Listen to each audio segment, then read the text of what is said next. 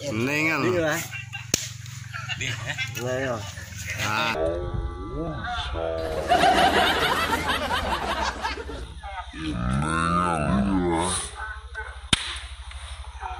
Oh no.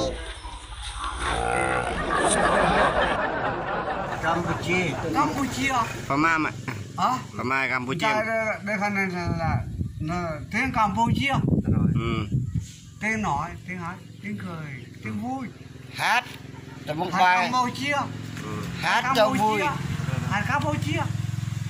Dạ là vậy. Nên bạn lưu sông biển ôn trình đông hán thang. Đơn hỏi Vâng ấy bong lửa hơi xa thật. Cái nòng thân ấy rịp rập prapi đông chất. Bỏ mất đôi bong đơn thuật chất cây. Bốn vì sáng trên này nó ôn. Ôn môn đây cái bọn chặt cây.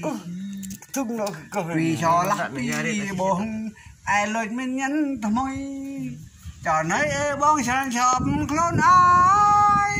Oh Chỉ no. bằng câu hỏi vì ra ôn càng nắng trước đang lập nấu đu ta bong phai từ mùi rồi chấp chắc nấu sẽ càng nắng nó sẽ khăn lớp áo mà quên lạc trong đây bong son đã tha mồ hồ